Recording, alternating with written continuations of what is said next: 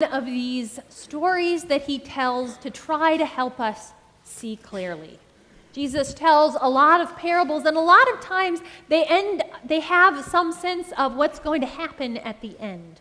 And so I know that in Christian history, we've spent a lot of time looking at stories that involve heaven or hell and try to dissect the details, right? And we've tried to figure out from the details of this story or other parables that Jesus has told, what exactly is the geography of the afterworld?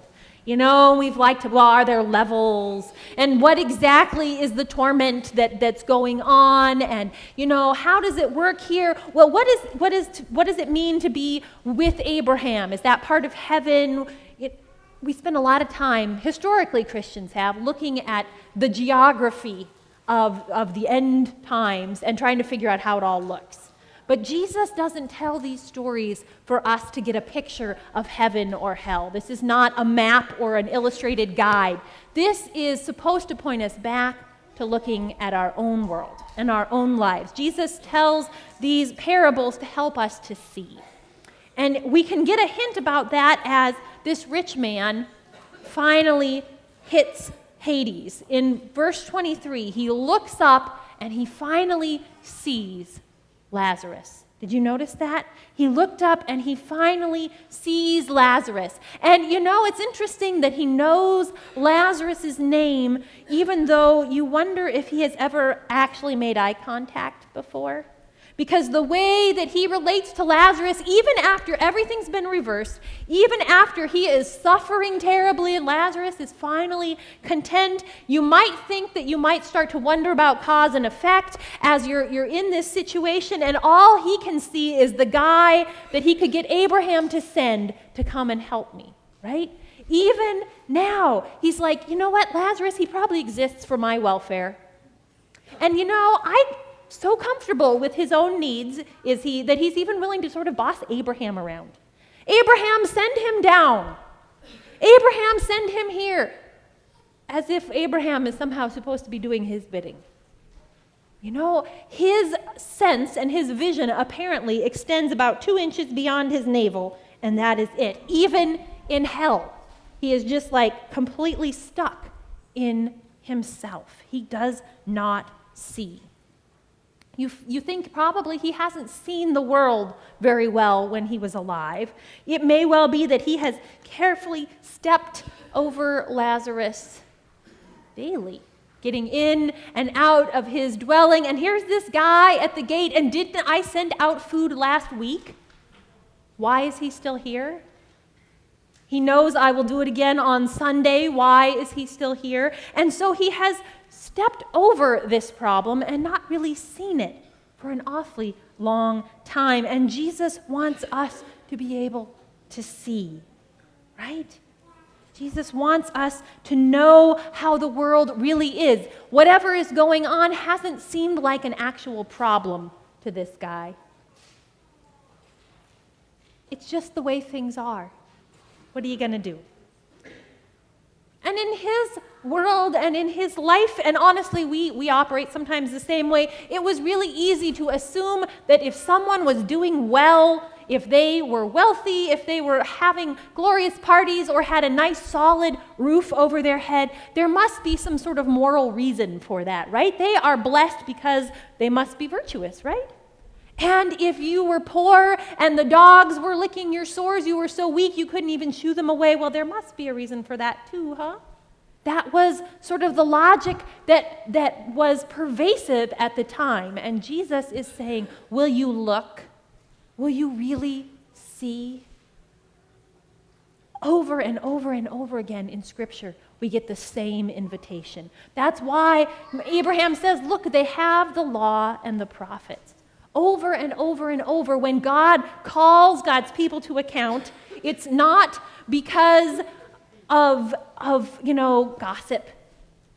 That's not a good thing. We shouldn't do it. But what gets God angry and frustrated again and again and again with God's people throughout the Old Testament is, what are you doing about the people who are lying at your doorstep? What are you doing about your neighbor? Do you see them? Do you notice? the stranger and the alien and the widow and the orphan, over and over and over again, God calls to God's people and says, hey, I showed you how to love your neighbor.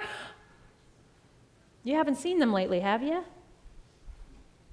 And Jesus is anxious that we be able to see.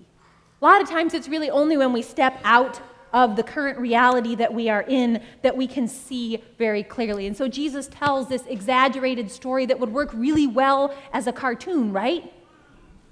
So that we can see. We've got to step out of here and now. And it's the same for us in this life, isn't it? We have the experience of stepping over something that seems to be a little bit of a problem, but that we would rather not talk about, right? There is this chasm.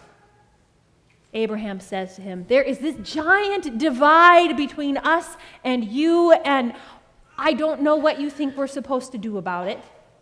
And the truth of the matter is, it's not because God has put some sort of giant divide because he can't wait to see that rich man squirm on the other side of it, right? This is a story that is supposed to make us look at now. Guess who dug that big chasm? Right? That existed in the geography of now and in our relationships to one another already. And so we have our experiences of it, right? We drive on freeways in the city and we don't have to know the history of where they were built or why they were built or why this neighborhood is poor and this one is not. Why this neighborhood is one way and this one is not. And isn't it funny that there's this line so sharply down the middle, right? We can just drive over those so easily as if they weren't even there. And Jesus says, maybe we should be looking, right? And there are stories in our history about who got to use their GI Bill loans for what and who did not, right? Who was allowed to buy in this neighborhood and who was not. And we have friends and neighbors sometimes who have been telling us for years, hey, look, this is a problem. Hey, look. And eventually, you have to do it like this, right? Hey, look, because it feels like no one is looking. But there is this chasm, right? It's there, and we dig it all the time. Or maybe it's politics. My political opponent is not just different. We don't just disagree. She is probably evil. She's clearly malicious, and I think she might not really be human, right? This happens again and again, doesn't it? I am not just going to disagree about an issue or have a conversation of substance. I am going to dig that trench so big that there is no way that I have to even acknowledge your humanity, and honestly, it keeps you far enough away that I can't look you in the eye, right? We do this again and again. And Jesus says, have you noticed that big chasm? Did you notice that you're feeling kind of stuck? Right? And it's only stepping out of that we begin to see what's going on. Jesus tells us this story not so that we can leave here feeling guilty, not so that we can leave here with 102 things to do and in that way earn God's favor. Jesus tells us this story because he can see that we are stuck behind this wall and he wants us free, right? We have a God who decided that even though it seems ridiculous to send somebody from the dead, well, why don't we try that, right? I tried the prophets. I tried the law. It's just not connecting. I'm going to have to, God says, step on over that chasm. Bodily in Jesus Christ, I'm going to have to go all the way to the bottom of that pit on the cross so that I can make it clear that this is not the way to life, right? Digging these trenches and making these walls is not going to bring life, but I, God said, can do that. And so God in Jesus has jumped over that chasm and brought us back to health and to life. God has seen us. God has bridged that big divide that we dig daily and dug between us and God, between us and the way that God works in this world. And God said, come on over, sometimes by the scruff of our neck, come on over here, And now do you see, guys? He says, now can you see from this side how it's supposed to work? Can you see Lazarus? Do you notice that he has a name? Can you look him in the eyes?